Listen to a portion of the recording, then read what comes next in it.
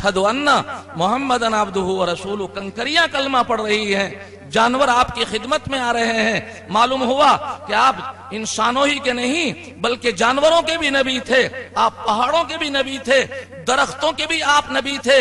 दरख्तों को इशारा किया तो दरख्त चलकर आपकी खिदमत में आए।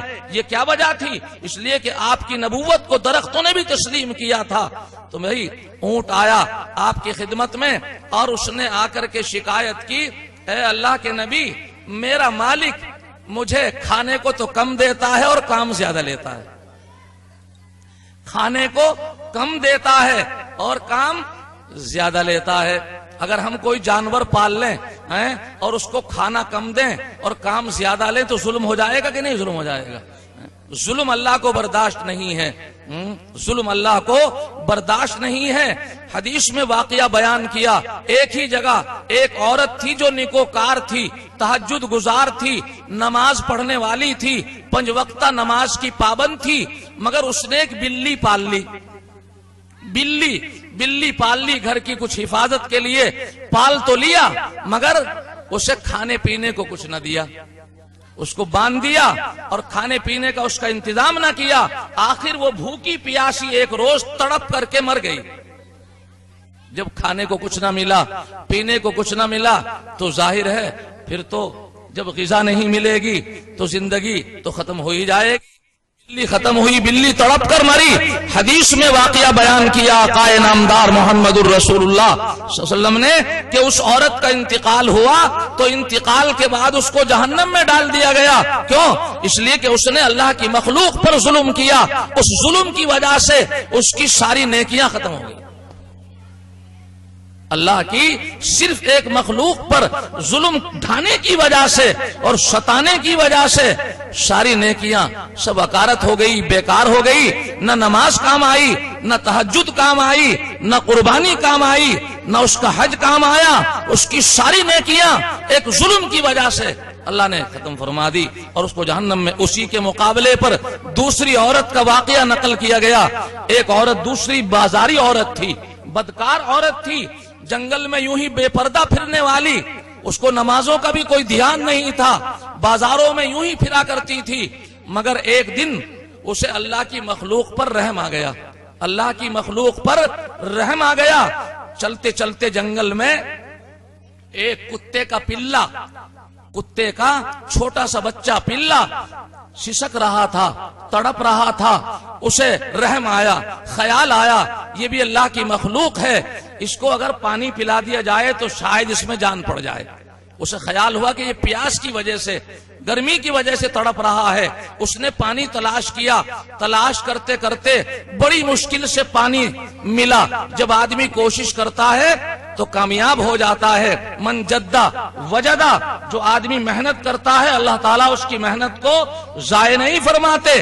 वो लक मैदान में, जंगल में पानी तलाश करते करते एक कुएं पर पहुंची और कुएं पर जाने के बाद देखा पानी तो मौजूद है मगर निकालने का कोई रस्सा नहीं है, कोई रस्सी, कोई बर्तन, कोई डोल वहां नहीं है। पहले जमाने में पानी की इतनी कहां सहूलतें थी, आज तो घर घर में समरसेबिल लग चुके हैं। लेकिन एक जमाना था, कुएं हुआ करते थे जंगल में यहां से वहां तक, और उसमें वो डब्बे होते थे, बैलों से उनको पानी निकालकर खेतों को सैराब किया करते थे। तो एक कुआं मिला, कुएं की मन पर देखा पानी निकालने का कोई रास्ता नहीं है, कोई आला नहीं है, कोई बर्तन नहीं है। पैर में उसके चमड़े के मोजे थे, उनको निकाला और निकाल करके अपने बदन से कपड़ा उतारा और उतार करके उसने पानी निकालने में कामयाबी हासिल कर ली। पानी निकाल लिया, इतना पानी निकल गया कि वो उस कुत्ते के पिल्ले को पिला सके। उसने उस कुत्ते के पिल्ले के मुंह में पानी डाला, पानी जो उसके हलक से नीचे उतरा, उसको प्यास की वजह से तड़प रहा था, अल्लाह ने उसको पानी की वजह से जिंदगी दे दी। हदीस में वाकया बयान किया कि जब इस औरत का इंतकाल हुआ, अगरचे ये बाजारी औरत थी और गुनहगार औरत थी, मगर अल्लाह की मखलूक पर रहम खाने की वजह से अल्लाह ने उसकी सारे गुनाहों को इस नेकी में बदल दिया। سارے گناہ اس کے نیکی میں بدل دیے، اور اسی ایک نیکی کی وجہ سے اللہ کی مخلوق پر رحم کھانے کی وجہ سے، اس لیے کہ اللہ کے رسول نے فرمایا ارحموا من فی الارض یرحمکم من فی السماء، تم زمین والوں پر رحم کرو گے تو آسمان والا تم پر رحم کرے گا۔ تو نبی کریم نے ارشاد فرمایا کہ وہ عورت اللہ نے اس کو جنت میں داخل فرما دیا، وہ عورت جنت میں۔ تو بھائی میں عرض کر رہا تھا کہ آقا انعامدار محمد الرسول صلی اللہ علیہ وسلم کی خدمت میں اونٹ آیا، اونٹ، یہی تو بات کہہ رہا تھا میں، اونٹ آیا اور اس اونٹ نے آ کر کے شکایت کی، اے اللہ کے رسول، میرا مالک مجھ پر زیادتی کرتا ہے، مجھ پر ظلم کر رہا ہے، کھانے کو تو کم دیتا ہے اور کام زیادہ لیتا ہے۔ آپ نے اس کے مالک کو بلایا اور بلا کر کے فرمایا، ارے بھائی، تمہارے اس جانور نے، اس بے زبان جانور نے تمہاری شکایت کی ہے، کیا تم اسے بیچنا چاہتے ہو؟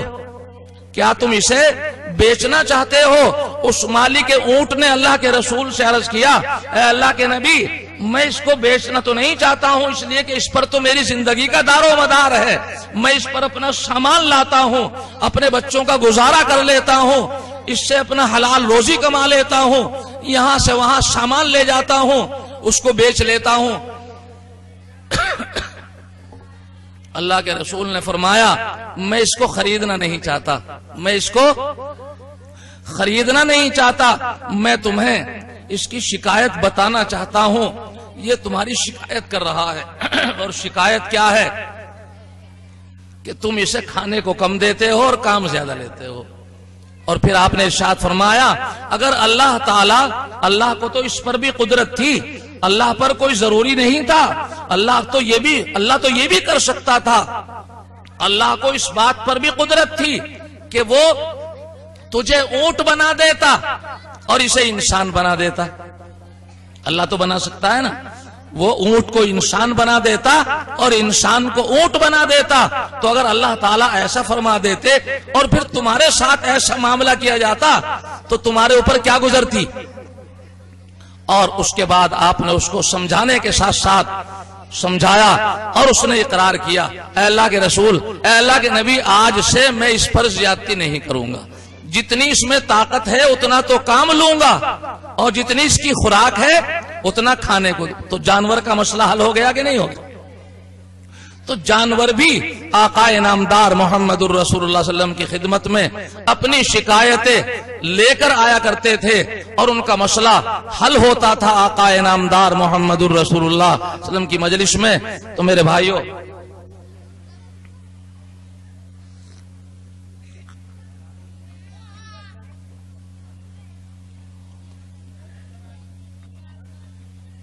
آپ کا یہ جلسہ ماشاءاللہ سالانہ جلسہ، فیض العلوم کا جلسہ، آج اگرچہ یہاں گنگیرو کی سرزمین پر میرے خیال سے میرا شاید پہلی بار آنے کا اتفاق ہوا ہے۔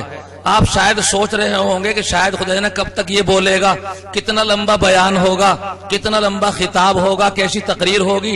نہیں، میں تقریر کی غرض سے یا نصیحت کی غرض سے نہیں بیٹھا ہوں، میں تو آپ حضرات کی اس مجلس خیر میں بس سعادت اور نیک بختی حاصل کرنے کے لیے اور اس نیت سے حاضر ہو گیا ہوں کہ یہاں یقیناً مجھے یقین ہے کہ والد محترم ضرور آئے ہوں گے۔ والد محترم حضرت علامہ نور اللہ مرقدہ آپ کی اس بستی میں ضرور آئے ہوں گے، اور آپ حضرات میں سے بہت سارے حضرات نے انہیں دیکھا ہوگا۔ میں تو آج آپ کی اس بستی میں اس نیت سے حاضر ہوا ہوں، کم سے کم میں آپ حضرات سے ملاقات کر لوں، آپ حضرات کی زیارت کر لوں، اور کم سے کم اس کا ثواب والد محترم کو ایصال ثواب بن کر پہنچ جائے۔ اس لیے کہ حدیث میں آتا ہے، جب تمہارے والد دنیا سے رخصت ہو جائیں تو جو والد کے ملنے والے ہوں ان سے کبھی کبھی موقع نکال کر مل لیا کرو۔ جب والد دنیا سے رخصت ہو جائے تو والد کے ملنے والوں سے مل لینا یہ اپنے والدین کے لیے ایصال ثواب کی ایک صورت بن جاتی ہے۔ جب والدہ دنیا سے رخصت ہو جائے تو والدہ کے ملنے والی جو عورتیں اس زمانے کی، جو بڑی عورتیں گھر میں آیا کرتی تھی والدہ سے ملنے کے لیے، جو بچوں کو چاہیے کہ اپنی والدہ کی ملنے والی جو عورتیں گھر میں آیا کرتی تھی، کبھی کبھی ان کی بھی خیریت معلوم کر لینے سے والدہ کو ایصال ثواب کا ایک ذریعہ ہو جاتا ہے۔ تو اپنے والدین کو ایصال ثواب کی ایک صورت یہ بھی ہے کہ جب والدین دنیا میں نہ رہیں تو والدین کے ملنے والوں سے، متعلقین سے کبھی کبھی ایسا وقت نکل جائے کہ ان سے ملاقات ہو جائے اور ان کی زیارت ہو جائے، اس سے بھی اپنے والدین کے لیے ایصال ثواب کا ایک ذریعہ ہو جاتا ہے۔ اس لیے بھائی میرا تو یہاں آنا اس نیت سے ہوا، اللہ تعالیٰ آپ حضرات کے اس جلسے کو خوب کامیابی عطا فرمائے۔ میں نے یہاں آنے کے بعد پوچھا کہ بھئی یہاں کتنے بچے حافظ قرآن ہوئے، کتنی بچیوں نے قرآن کریم مکمل کیا، تو مجھے بتایا گیا کہ الحمدللہ اس سال میں 4 بچوں نے الحمدللہ قرآن کریم حفظ مکمل کیا، اور بچی کہے ہیں 4 بچی ہیں، گویا 8 ہو گئے ہیں، 4 بچے اور 4 بچیاں ماشاءاللہ جنہوں نے قرآن کریم مکمل کیا، اور قرآن کریم کی منتخب صورتیں ان بچیوں نے حفظ یاد کر لی ہیں، جیسے سورہ واقعہ اور سورہ رحمان، جس کی میں نے آپ حضرات کے سامنے 3 آیتیں پڑھی ہیں۔ میں نے سورہ رحمان کی 3 آیت پڑھی، سورہ رحمان ہی کی تو 3 آیت پڑھی ہیں۔ بسم اللہ الرحمن الرحیم، الرحمن علم القرآن خلق الانسان، یہ میں نے سورہ رحمان کی شروع میں 3 آیت پڑھی۔ ان 3 آیتوں میں اللہ نے کیا بیان فرمایا؟ یہ سورہ رحمان جو ہے قرآن کریم کی تمام صورتوں میں سب سے خوبصورت صورت ہے۔ یوں تو قرآن کریم کا ہر نقطہ خوبصورت ہے، قرآن کریم کا ہر لفظ خوبصورت ہے، قرآن کریم کا ہر زبر، ہر زیر، قرآن کریم کا ہر پیش خوبصورت ہے، مگر اللہ تعالیٰ نے قرآن کریم کی کچھ صورتوں کو خصوصیت عطا فرمائی ہے۔ یہ سورہ رحمان جو ہے حدیث میں آتا ہے کہ یہ پورے قرآن کی دلہن، جیسے دلہن کو خوبصورت بنایا جاتا ہے نا، باپ اپنی بیٹی کو جب رخصت کرتا ہے، ماں اپنی بیٹی کو جب رخصت کرتی ہے تو اس کو خوبصورت بنایا جاتا ہے کہ نہیں بنایا جاتا؟ جس دن اس کی رخصتی کا وقت آتا ہے تو باپ اور اس کی ماں اس بیٹی کو خوبصورت بنا کر دلہا کے گھر رخصت کرتے ہیں کہ نہیں کرتے ہیں؟ تو آقا انعامدار محمد الرسول اللہ صلی اللہ علیہ وسلم نے فرمایا کہ یہ سورہ رحمان جو ہے یہ پورے قرآن کی دلہن، یعنی سب سے زیادہ خوبصورت ہے یہ سورت، اور یہ سورت ایسی سورت ہے، یہ سورت اللہ تعالیٰ جلسہ فرمائیں گے جنت میں۔ یہاں آپ کے گنگیرو میں اور آپ کے فیض العلوم میں تو جلسہ آج سال بھر میں ہو رہا ہے، مگر جنت میں جلسہ جو ہوگا وہ ہر ہفتے میں ہوگا، یعنی جمعے کے دن ہوگا، جمعے کے دن ہر جمعے کو جلسہ ہوگا، گویا 8 دن میں ایک جلسہ ہویا کرے گا۔ وہاں یوں تو وہاں یہ دن جو دنیا میں آتے ہیں، جیسے بار کا دن ہے، اتوار کا دن ہے، پیر اور منگل اور بدھ جمعرات، یہ دن تو وہاں نہیں ہوں گے، وہاں تو ایک ہی دن ہوگا، اور وہ کون سا دن ہوگا؟ جمعے کا دن ہوگا، اور یہ جمعے ہی کا دن رہے گا۔ لیکن اللہ تعالیٰ جنت والوں کے ذہن کو ایسا بنا دیں گے کہ جب اللہ تعالیٰ جلسہ فرمائیں گے اور سارے جنتی اللہ کے سامنے بیٹھیں گے تو اللہ تعالیٰ سب کو سورہ رحمان پڑھ کر سنائیں گے، تو سارے جنتیوں کو یہ لگے گا کہ آج ہفتے کا دن ہے، یعنی آج جمعے کا دن ہے۔ جیسے دنیا میں 8 دن میں جمعہ آتا ہے نا، جمعے کے دن آدمی نہاتا ہے، غسل کرتا ہے، کپڑے بدلتا ہے، جمعے کی تیاری میں لگتا ہے، تو 8 دن میں جو جمعہ آتا ہے ایسا ہی جنت میں لگے گا گویا آج 8واں دن ہے۔ اگر جمعہ ہی جمعہ ہوگا، وہاں کوئی بدھ نہیں ہوگا، وہاں جمعرات نہیں ہوگی، وہاں پیر نہیں ہوگا، وہاں سنڈے نہیں ہوگا، وہاں منڈے نہیں ہوگا، وہاں یہ کچھ نہیں ہوگا، وہاں تو صرف جمعہ ہوگا، مگر ہر جنتی کو یہ لگے گا کہ آج 8واں دن ہے۔ ان کے ذہن کو اللہ ایسا ہی بنا دے گا، اور پھر اس کے بعد سورہ رحمان اللہ تعالیٰ پڑھ کر سنائیں گے سارے جنتیوں کو۔ جب صاحب کلام، جس کا کلام ہو اور وہ خود سنائے تو جنت والوں کو کتنا مزہ آئے گا۔ یہاں دنیا میں ہی جب کوئی قاری قرآن کو پڑھتا ہے اور اس کو ترتیل کے ساتھ، عمدگی کے ساتھ اور قواعد اور صحیح اس کے مخرج کو نکال کر، حروف کے مخارج کو نکال کر صحیح آواز کے ساتھ اور بہترین آواز میں جب قرآن کریم پڑھا جاتا ہے تو جی چاہتا ہے کہ سنتے رہو، جی چاہتا ہے سنتے رہو۔ جب دنیا میں قاری قرآن کو پڑھتا ہے اور سننے والوں کا جی چاہتا ہے سنتے رہو، تو کیا جنت میں جب اللہ تعالیٰ پڑھیں گے تو سب کا جی کرے گا کہ نہیں سنتے ہی رہو؟ کتنا مزہ آئے گا، کتنا لطف آئے گا، اور کتنی اس میں چاشنی ہوگی، کتنا اس میں لطف ہوگا، دنیا میں اس کو بتایا نہیں جا سکتا ہے۔ جنت کی نعمتیں